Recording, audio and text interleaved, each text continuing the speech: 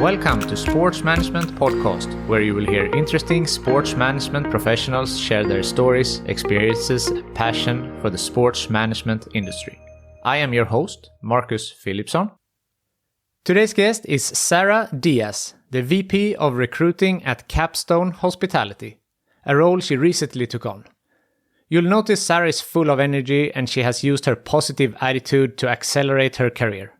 She has been named the Sports Business Journal 30 Under 30, worked for the PGA Tour, been the agent for her younger sister, and Sara was also a professional golfer, just like her younger sister. Get ready to learn about Sara's role at Capstone, how it was like working for the PGA Tour, why she decided to be an agent for her sister and support her golf career, what benefits golf can give you, and much more. Sara Diaz, welcome to Sports Management Podcast. Marcus, thank you so much. I'm very excited that we finally get to chat. It's been a while. We've been trying to get together for a while now, huh? Yeah, definitely. Well, it's so great we finally made the time to talk. So, first of all, how are you? I'm well. I'm in Jacksonville, Florida.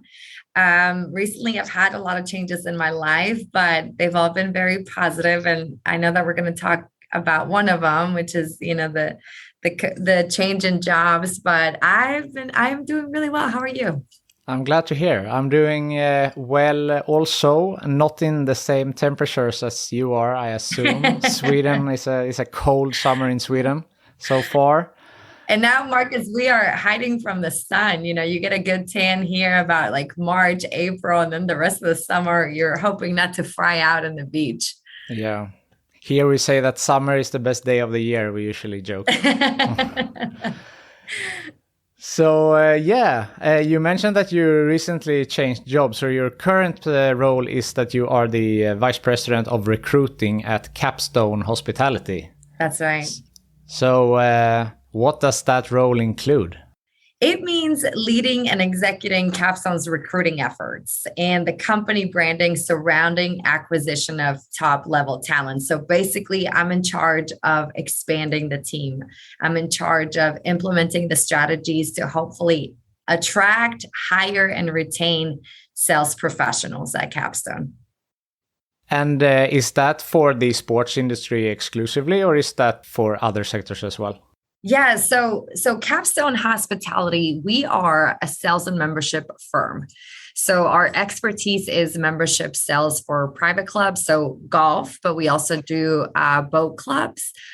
But what happens is clubs hire us because they have a challenge in membership sales. So they hire us to come in. We go in and assess the club. We conduct a market analysis. And then we hire somebody, we train them on our lead generation tactics, strategies that they can implement. And then they go in and we place them at our client club, and their sole focus is to sell memberships.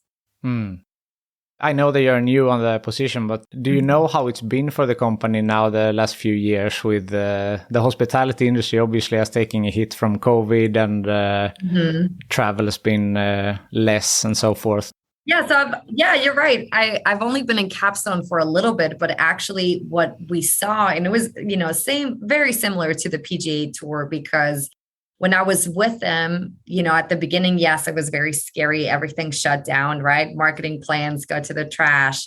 There was no golf on TV. But then, what we saw was a boom. And that's what, talking to my teammates here at Capstone Hospitality, it's what they experienced as well, because golf was a leisure activity that people could do safely. So we saw an increase in participation. When it came to the PGA Tour, we saw that more people now, more than ever, were trying golf for the first time.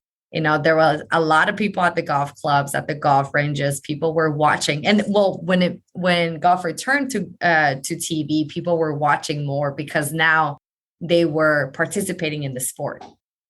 Yeah, that's very interesting. On the Nordic countries, there was the sport of paddle was booming as well, because that was the only one that was allowed. So I assume that's similar one for golf. Exactly, which is great. Everybody needs to go out there and try it out. Yeah, for sure. Yeah, you mentioned the PGA Tour, which was your previous employer where you were for a couple of years. So what were you doing there? Yes, for a few years, actually. So I was a marketing manager. I was initially hired to lead the multicultural efforts at the tour to diversify the PGA Tour. We needed to make our sport cooler. We needed to be reaching wider audiences. So my job, similar to now in recruiting, was to recruit people to try to join the sport. So the people that had never considered golf before, we wanted to reach them and to convince them to try the sport, which was quite frankly really easy for me because I started with the First Tee program, a golf program that gave me so many different opportunities. It was wonderful experiences, Marcus. I've met people that I would have never met through the sport of golf. I had so many different opportunities when it came to, being offered jobs on the golf course. And then, before joining the workforce, I was able to go to college with a golf scholarship. So being that I was bilingual and golf was early on in my life, it was a job that I thoroughly enjoyed. And then the last few years, I worked in several other campaigns, industry-wide campaigns, and I had also other accounts that weren't necessarily tied to multicultural, but anything from content production, programmatic, social spend. And then I was talent for kind of like a part-time job, part-time project too. That's awesome. I work with ice hockey, as I told you before, and I feel like it's a little bit similar culture to golf. It's usually seen as an upper class sport. It is expensive. How did you work there to diversify or the multicultural aspect? So what were some of the initiatives that you took? Well, I think first of all was understanding what were some of the barriers and the misconceptions of the sport, right? You're right. It has been traditionally that. But what I would tell people, especially when it came to the point of it's a very expensive sport, I would, try to tell them or explain to them that it was almost like purchasing a car. Yes, you can purchase the very expensive cars, the Mercedes, the BMWs.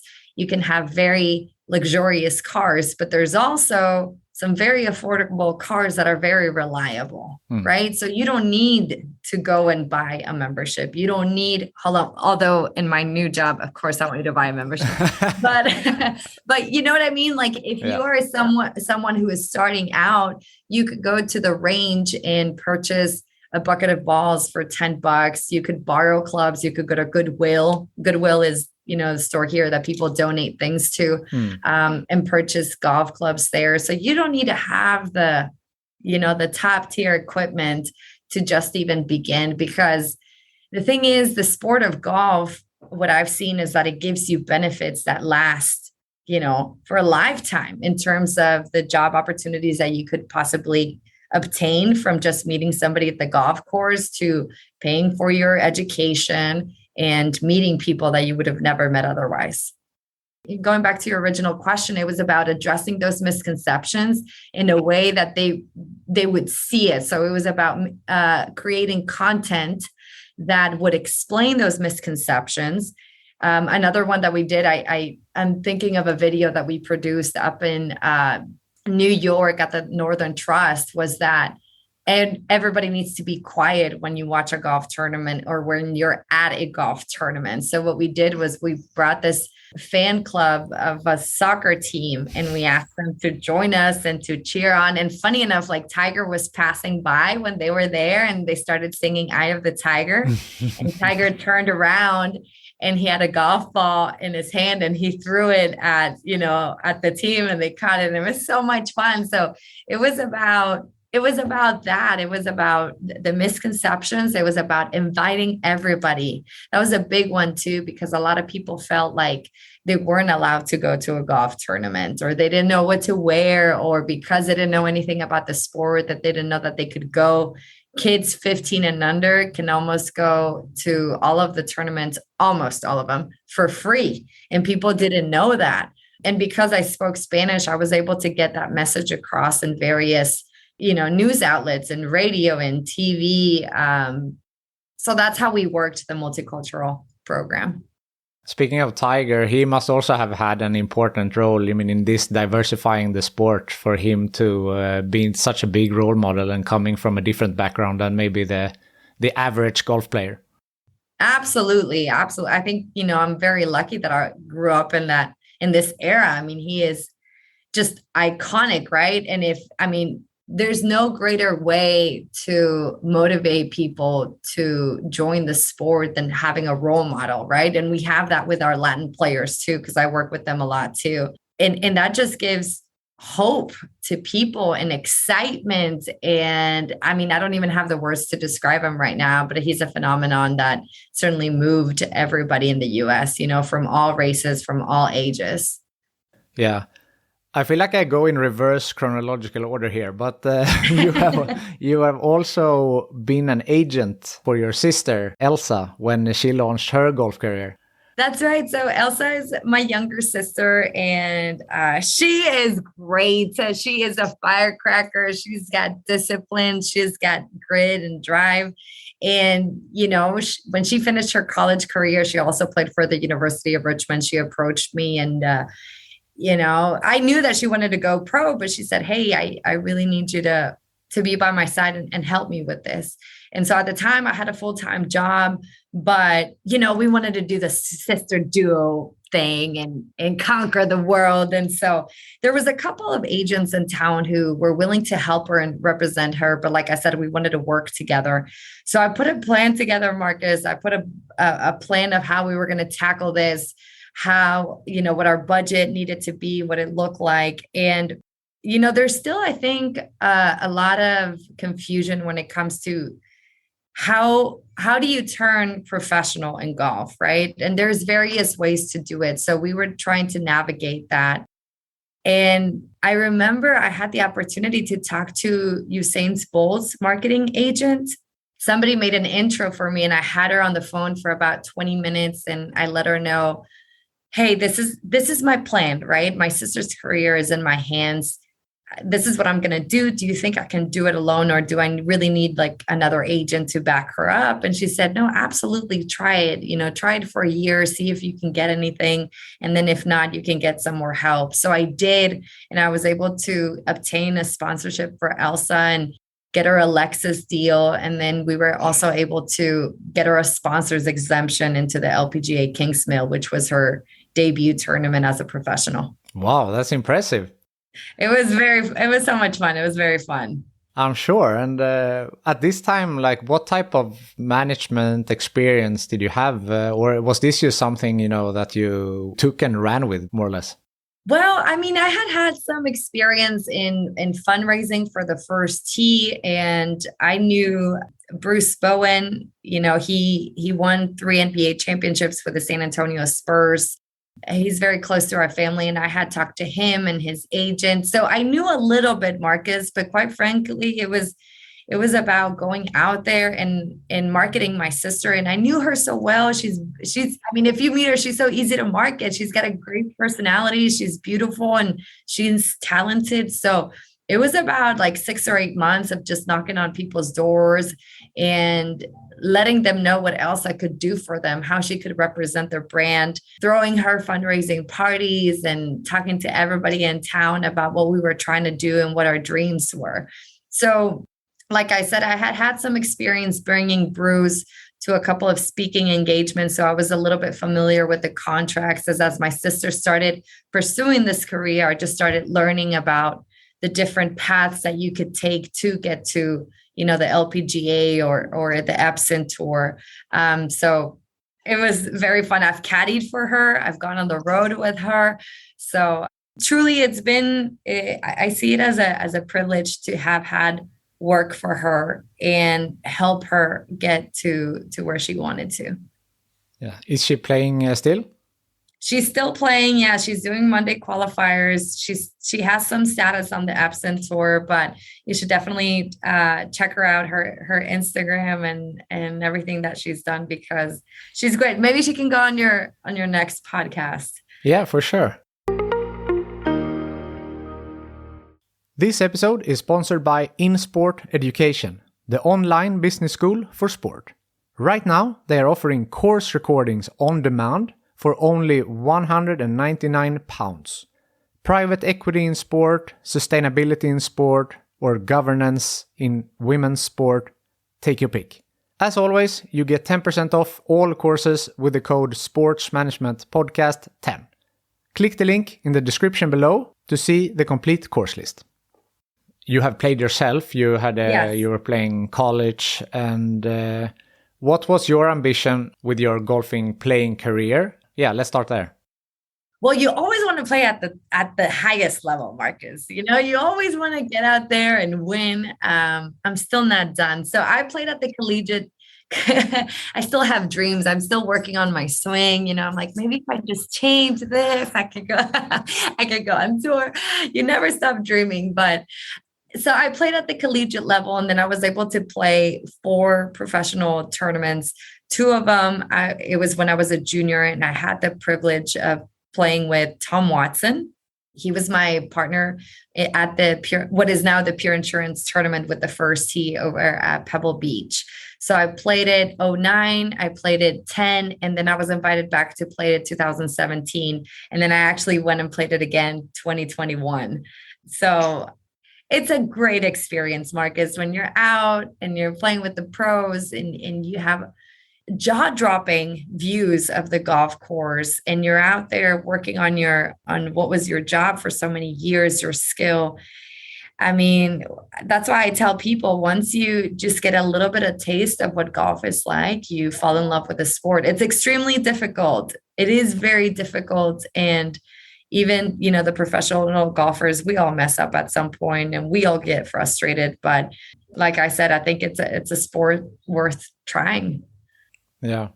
I actually don't play myself, but I know that people who do, colleagues of mine, they say that it's such a mental sport. And if you let's start the first 2 holes in a bad way, then it's very difficult, you know, get back to that. So do you feel like you have built like mental strength through your golf career? Yes. I think in general, just sports, right? I think in sports, before golf, I was a dancer and I was in karate, and I think karate really helped me with the concentration aspect. I won the Mexico National Championship when I was 11. Oh yeah, so watch out! But so I feel like karate gave me concentration. You know, dancing gave me just the joy of, you know, learning how to move your body, and then golf definitely gives you mental strength, and you got to be able to know when to switch it on and when to switch it off, because the difference is that you're out there for it's a very long day, you know, especially when you play in college. We would play Monday, Tuesday, and Mondays we would play 36 holes. So right when you finish 18, you go straight to 1. So it could be, you know, a 10-hour day.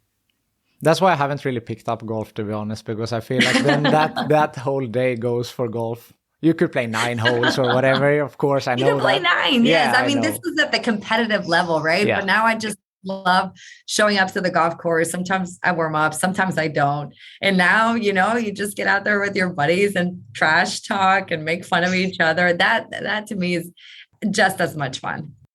So yeah, you talked about the mental aspect of it. What else from your playing career have you benefited from now when you're on the managerial side of the business?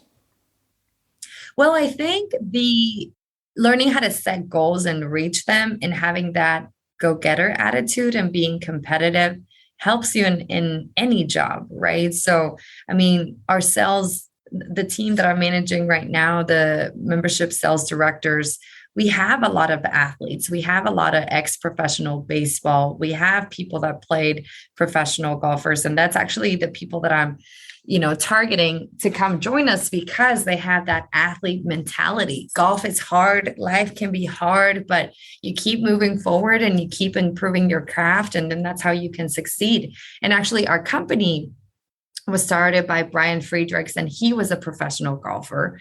And then he recruited Adam, and Adam was a professional golfer as well. So our company has been built with that mentality, and it's a very driven results company. And much like golf, you know, you can't there's not enough room in the scorecard to put excuses and say that you hit a sand and you accidentally hit a golf cart, or it bounced on the cart path and then it bounced and it was out of your control. There's only space for that number. And it's very much how we run our company. It's very results driven. Talking about your current position now as a VP, how would you describe your leadership style?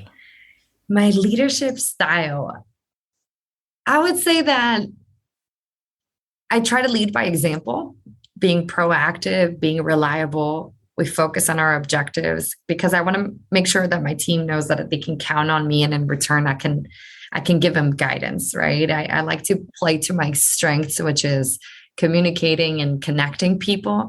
And that's exactly what I'm doing now. I am offering opportunity to those who are looking to be in sales, to be compensated, and to work in a golf club and produce results. So that's the leadership style that I think I have. The greatest bosses that I've had, they've all led by example. They go in there and they do the job, and then they give the direction that the team needs. So that's what I aspire to do as well. I've known you less than half an hour, but I find you extremely positive. Is that something that you also implement in your work, like the positive attitude? And I try to be positive. Yes. Yeah. So I felt like we started talking about Capstone Hospitality and then we moved on pretty fast. But if we talk more about, you said you offer opportunities for, people with sales ambitions and yes. So if a listener is interested, is it a multinational company, like a global one? Is it only in the US? How can they look for jobs, apply? Yes, thanks for asking. It is only in the United States right now. So what they can do is they can visit our website. They can send me a resume at careers@capstone-hospitality.com. Because we are looking for people. Like I said, if you're somebody who wants to be in sales, who wants to get compensated, who has a go-getter attitude, who wants to work in sports in a golf club, this is the job for you.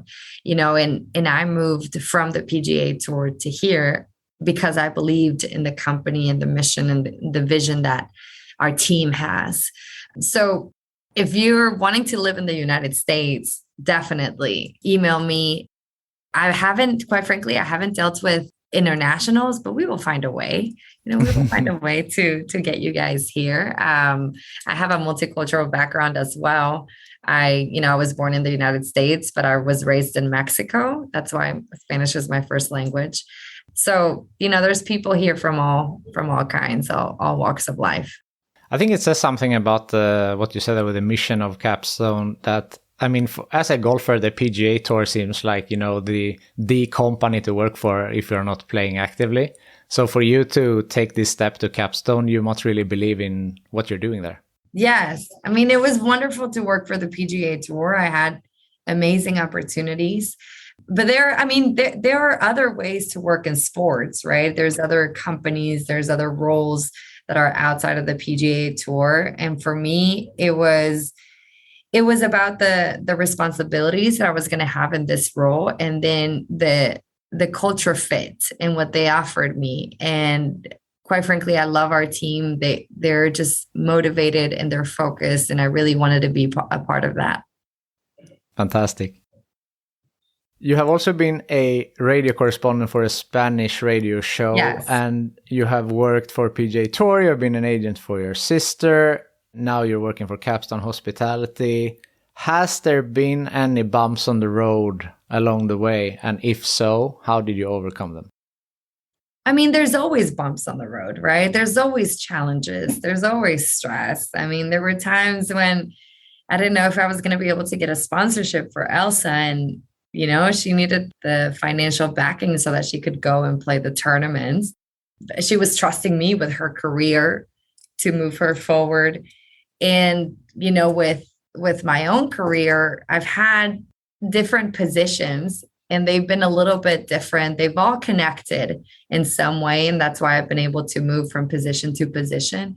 But I guess the bump in the road is the time that it takes you to adapt to a new role and learn the role and quickly learn everything so that you're able to contribute to the team and give back and then prove your value.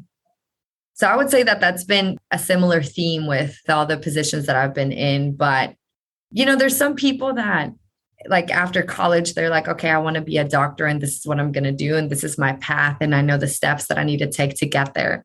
But for me, I didn't even imagine working in sports, which is crazy to think now because everything that I've done has led me to this point. But I've been just very open-minded, and I knew a couple of things that I knew about myself and what I wanted to do. And that has led me to make the decisions that I've made. But it's just been for me, one opportunity presents the other one. And then, and that's why I take the next step. But I would tell people, if they're wanting to work in sports, to find out what they want to do, that there's so much out there, there's so much out there. Like you said, you would think that the organization that you want to work for is the PGA Tour. And I would say, absolutely, right? That is like the pinnacle. That is absolutely. But there are other positions, that might be a better fit because of the work that you're doing or the culture or the location.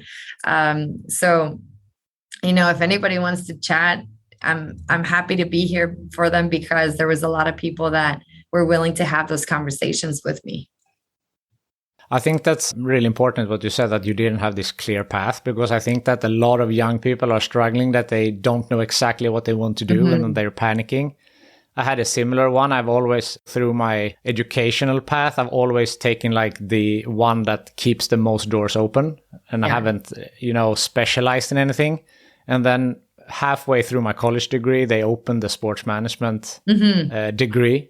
And then I just felt like that's what I want to do. And I changed, and that's the way. But I mean, up until that point, I had no idea. Right. And I think as I gotten older, you really don't know, what's next. I think that when you think you're younger and you grow up, you're going to know all the answers. You don't, people are still, older than us. They don't know what they're doing either.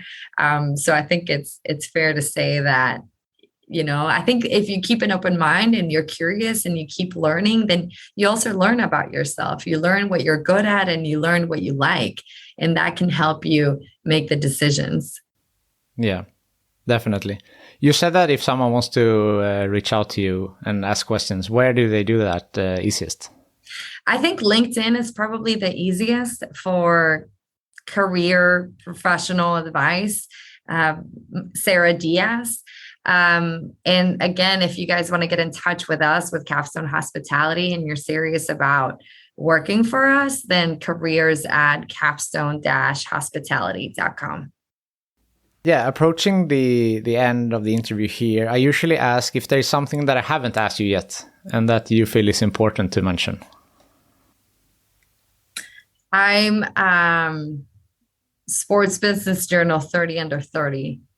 Yes, was a big I forgot to talk about that. Yes, that was a big award that I got, and I'm very proud of that. So,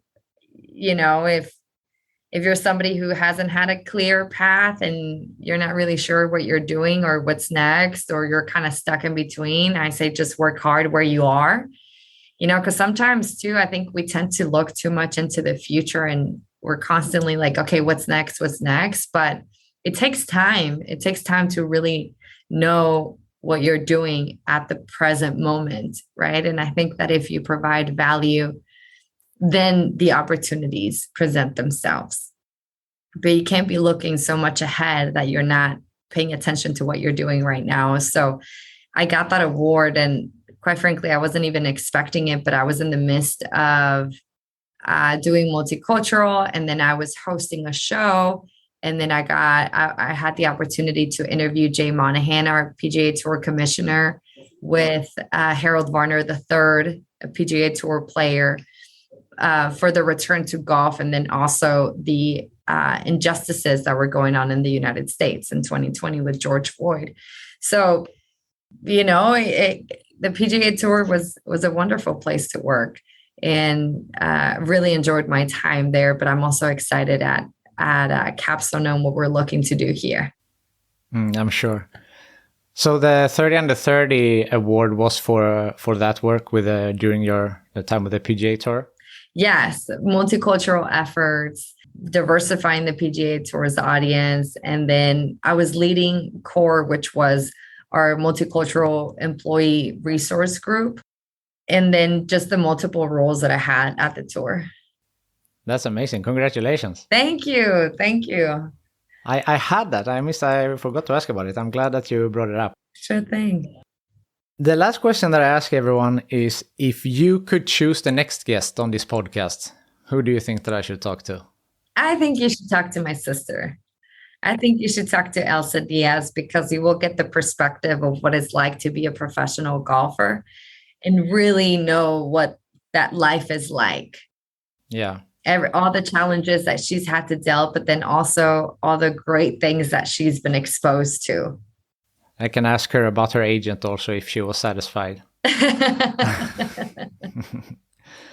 And also, you said before, Usain Bolt's agent. That was also a name that stuck on my mind here. That would be interesting as well, maybe. I'm fishing. That was a long time ago. I don't know, Marcus. I don't know if I have that poll still. But you should definitely talk to also our VP of partnerships at Capstone Hospitality, because besides having a super important job here, he also came from the PGA Tour. And he's gotten to work on some pretty cool projects and can give the listeners a little bit of a better idea of who Capstone is and what we do. Awesome. Sara, thank you so much for taking the time to be on the Sports Management Podcast. It's been great. You're welcome. So glad we could do it. Yes, it's very nice to meet you. And I'm sorry about all the reschedules. I'm glad that we finally got to do it. No problem at all. I'm so happy we found the time. Thank you for listening to the Sports Management Podcast. Please hit the subscribe button so you don't miss out on any upcoming episodes. Also, feel free to leave a comment about what you thought about this episode. If you want to get in contact with me, send an email to sportsmpodcast@gmail.com or hit me up on Twitter or Instagram @sportsmpodcast.